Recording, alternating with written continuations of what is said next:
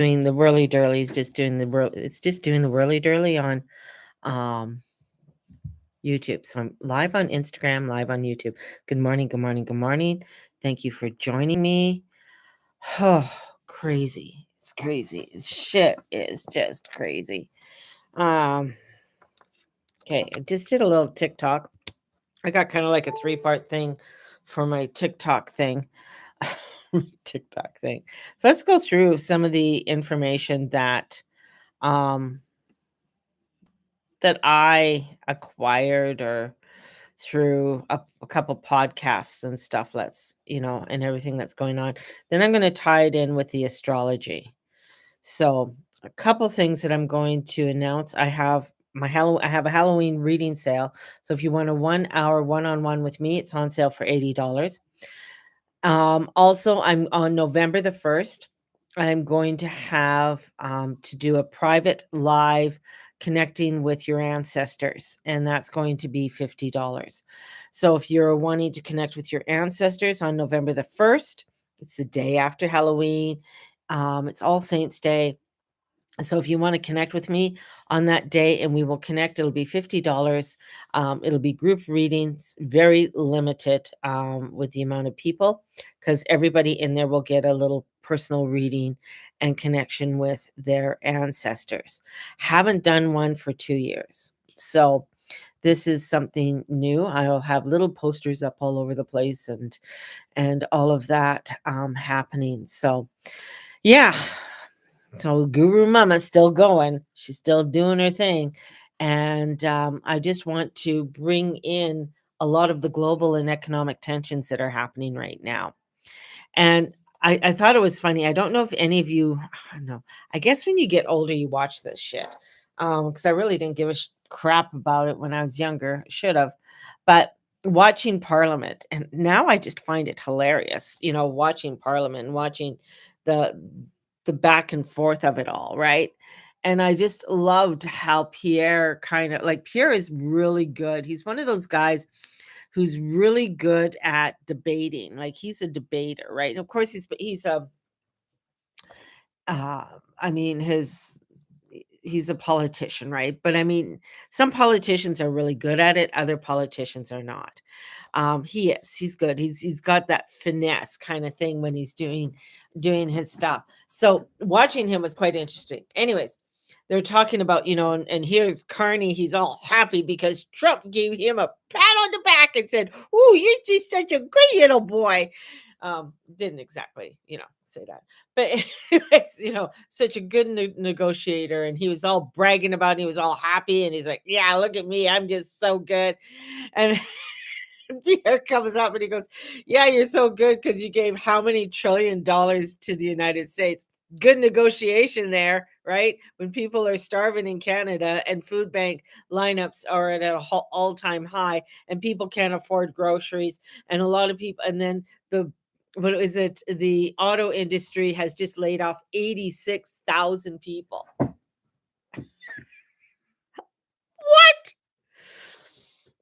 I just like, wow. Well, and then he didn't get up and he didn't do anything after that. I thought that was kind of funny, right?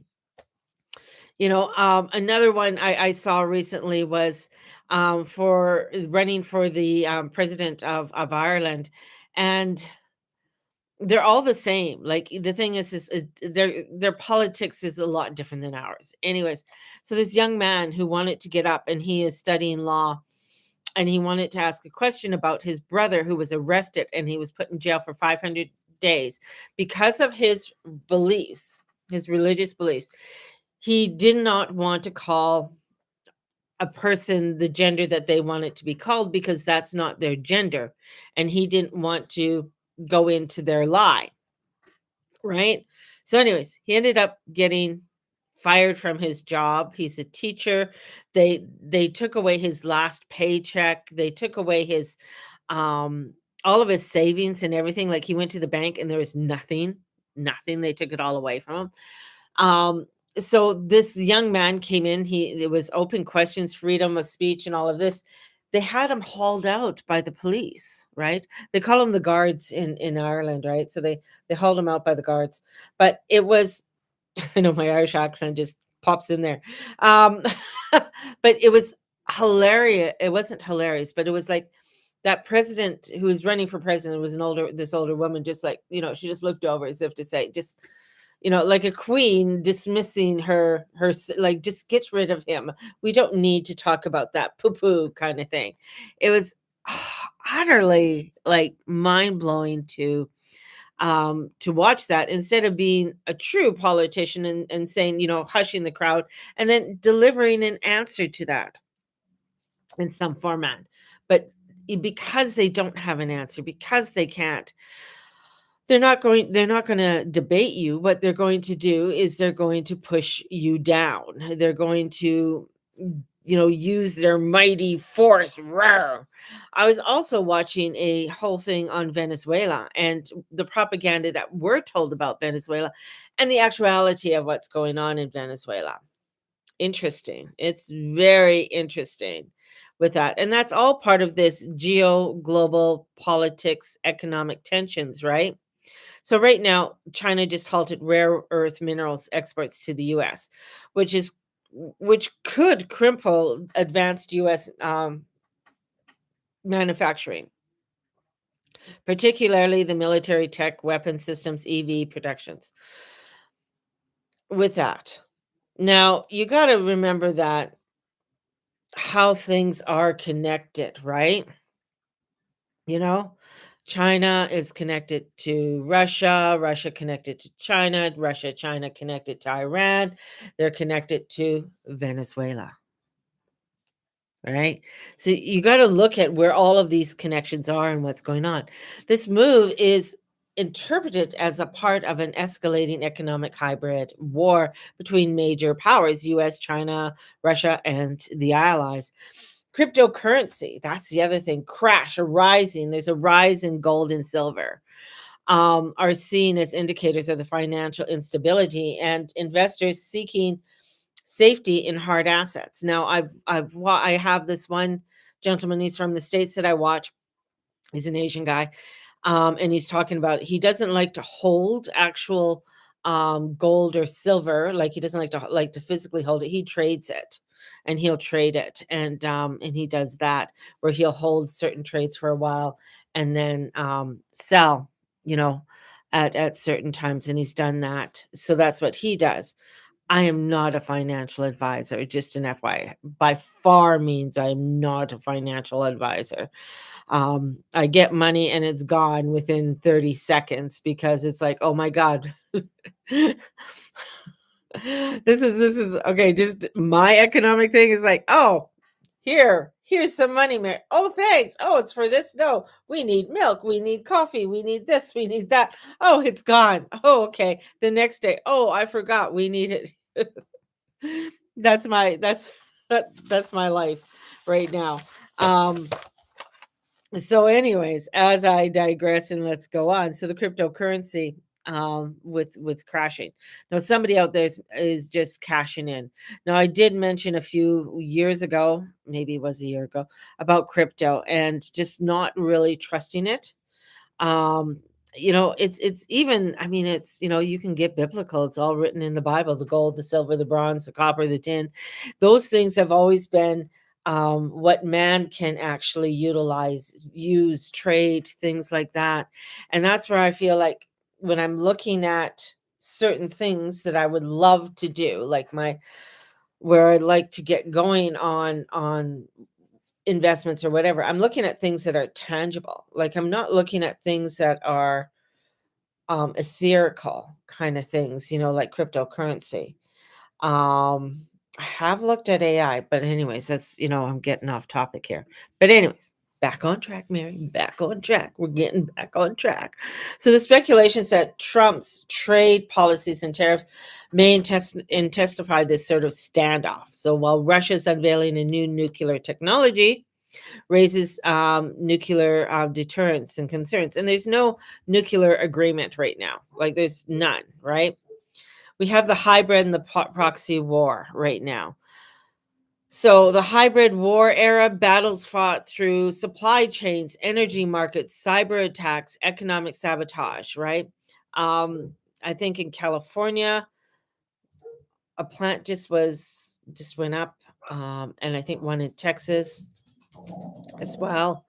And the thing is that what Trump is wanting to do is bring everything to America and build it there. When it comes to ammunition and things like that. So there could be some kind of mishap that happened there. It could be some kind of espionage. We don't know. And will we know? Might. But it continues on. So Russia is described as China's energy supplier, meaning sanctions and oils and manipulations affect both nations and strategic positions. So a mention of the graphic, there's a it's called the graphic bomb, which disables power grids without explosions, used in Ukraine, hit at sophistication of modern warfare. So it's mainly a bomb that's not as dangerous, I guess. It's still a bomb, but it's targeted at more at different areas, right? We also have the market. Our Everything's overvalued. So 90% over fair value of some measures. So a correction is seen as inevitable. So there's going to be some kind of course correction when it comes to the markets. Investors and preppers minded individuals are advised to secure tangible goods because a lot of stuff is made in China. And if it's hit in the States, it'll hit here because the thing is Canada might think like, oh, well, we don't need the United States for whatever. But this is where it's like, yeah, this is your biggest ally to the South. Don't don't mess with them. They're bigger than us and they have an army and we don't. This isn't Louis Riel time when when people were rebellious and actually had arms and we built up our army and stuff. No. Um, so the US is portrayed as shifting towards a military economy as automation displaces civilian manufacturing, and we're going to see that. We're already seeing what they're doing in cities with military and stuff and going in there to get control, to get in so that people know the military is not messing around on on the domestic site. So that is something that we're going to be seeing more of. We're going to start seeing more of per se soldiers or tanks and things like that, especially in the States right now. Canada's not far behind, right? Canada thinks it's going to do its own. It's just Canada, yeah. I don't think, the States is going to come in hell bent for election and take us over, but I think Canada with the laws and stuff that are coming in are really going to put some kind of crunch. Now, in all of that, how does the astrology, have to factor with all the geopolitical and the economic? Pluto, Pluto, lovely little Pluto, way out there, out of bounds. So anytime Pluto's out of bounds, shit happens, right? Because he's lying below everything. So he's out of bounds. He's not on the ecliptic. He's not playing fair. It's Pluto. He's ruler of Scorpio. So this is Pluto stationary direct in Aquarius, okay? First time since the 18th century. So symbolizing global, if I can speak, transformation, technology revolution, and a breakdown of the old power systems. And that's what's happening. Old power systems are breaking down. Even as we think, well, this is escalating, this is getting out of control. Yeah, it is. But it needs all of that crumbling factors in order for us to rebuild this newness that's coming in, this power of light that's coming forth. And Venus in opposition to Saturn, this is hard lessons. This isn't a time to start love. I'm sorry. Don't start a new relationship at this time. This is this is Saturn and Venus. They're in opposition. Usually they get along really well because Venus likes to have things a certain way. Saturn likes to have things a certain way, but right now they're in opposition. So it's hard lessons with love or money and self-worth, and Venus, is also opposite Neptune, right? So confusion or illusions in values and relationships. Mars in Scorpio is resilience. It's a survival theme, emotional intensity, you know. The moon, Gemini, Cancer, so it's mixed emotions this weekend. Currents overstimulating, followed by a need for comfort and retreat. Take time away. I mean, yes, I know it's Thanksgiving long weekend, but this is also where I feel if you don't have to go to the family celebration, don't go. I know everybody wants to have everything the way that they want to have things, this but we always celebrate. I feel like it's like, no, this is kind of like a comforting time. Pull out the blankets. This is a time of like, okay, this is nesting time. How am I nesting? How and this energy is about it. This energy is about nesting. It's about comfort. It's about making sure you have enough cocoa in the cupboard, and all of the yummy stuff that you want to sort of have there. And, as we go into Pluto, before Pluto turns direct on Monday, the threshold moment, this is the death pause before rebirth. This is also where we're also seeing a lot of people pass away. A lot of deaths are happening. Um, and that also has to do with Pluto. He's the ruler of the underground. So a lot of people are being pulled down, being pulled into this underground energy, the underworld, the death. So spiritual and astrological terms, Pluto station, power shifts, revolutions, endings and rebirths, both personally and globally. Venus, Saturn, Neptune tension, we're confronting illusions in relationships, money, and faith, asking what truly holds value, right? And this is where, when I say confronting illusions, some of the illusions people are going into is that they want to hang on to religion. They want to hang on to certain dogmas, certain ways. A lot of people are going back to that. And I can feel that shift inside of me very, very strongly. It's like, whoa, what is this shift that's bringing in a lot of the old dogmas or the old ways of thinking? As I don't know how.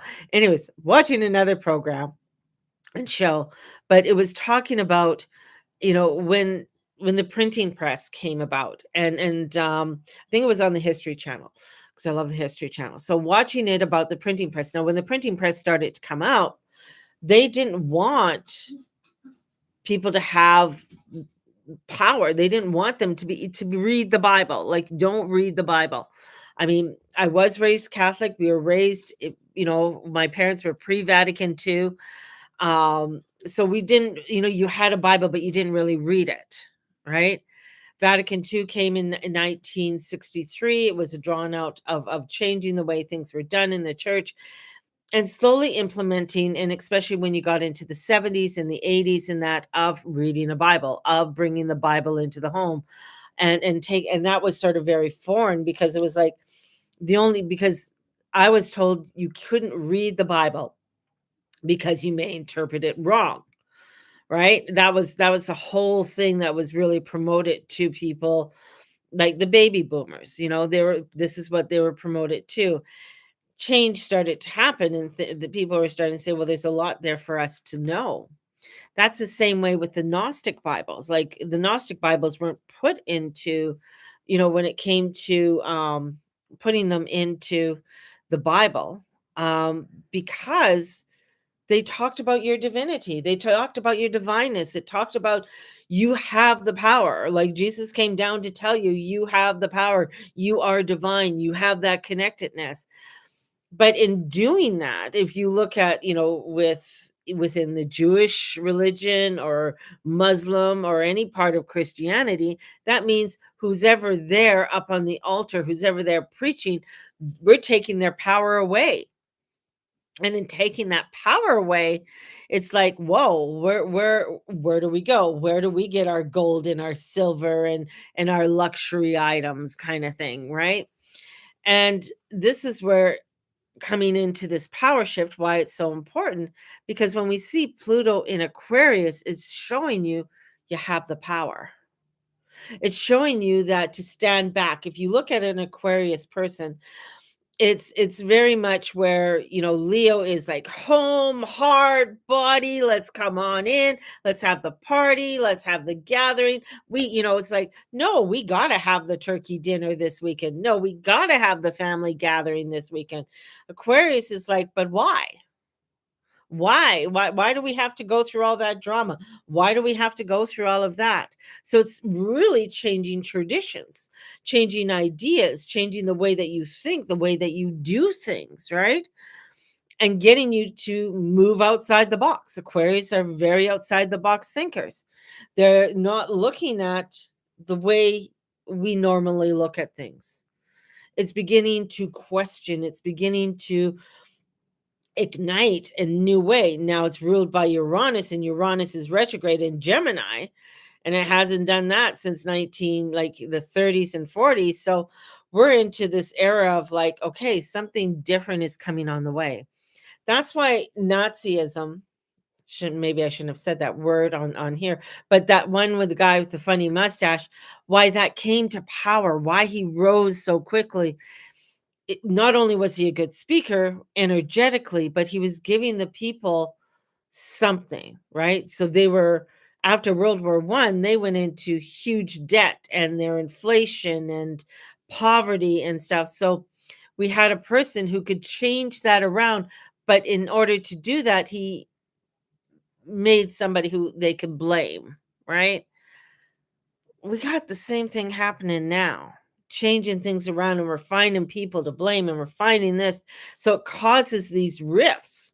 It causes this destruction. So that's the negative side. That's the part where what we're seeing with the global tensions and everything else that is unfolding and the power shifts. So this is where we have to come into a place of not panic, stay grounded, align with our values, with soul purpose, surrender what is collapsing, what no longer serves us, and let it go. And that could be, and I'm going to say maybe that's the turkey dinner this weekend. I was never a fan of Thanksgiving anyways. It's not one of my hoo, yeah, yay, let's go for Thanksgiving. It was sort of like, to me, like disruption in the middle of everything.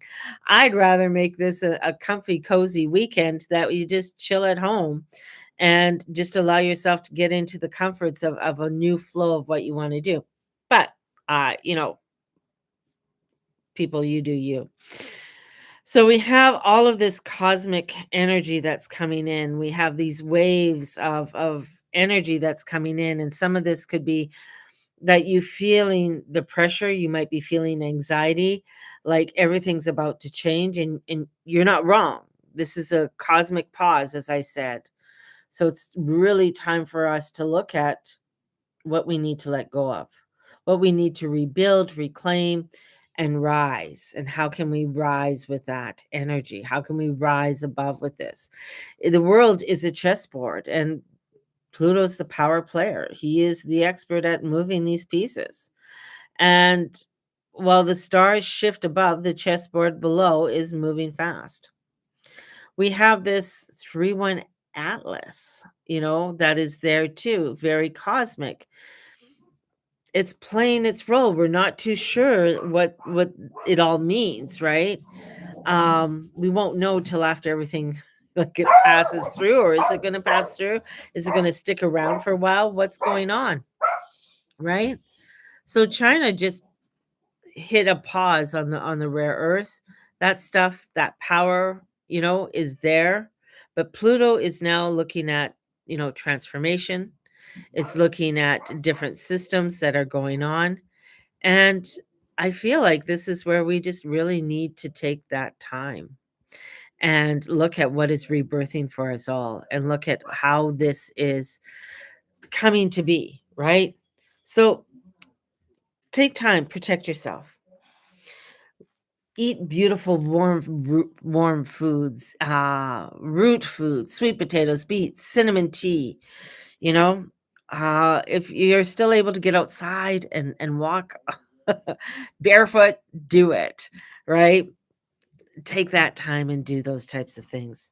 This is a time of strengthening. This is a time of growth. And we really need to get that clarity. So, only truth and love may enter your field. Repeat that. Only truth and love may enter your field. And stay grounded. It is crazy out there. It is a little bit nutty out there. So take that time, really do that. And if you're wanting to book a reading, my readings are on sale for $80 right now. Or if you want to join me for November the 1st, it's $50. All right. Have a blessed one, and we'll talk to you soon. Bye-bye, everyone.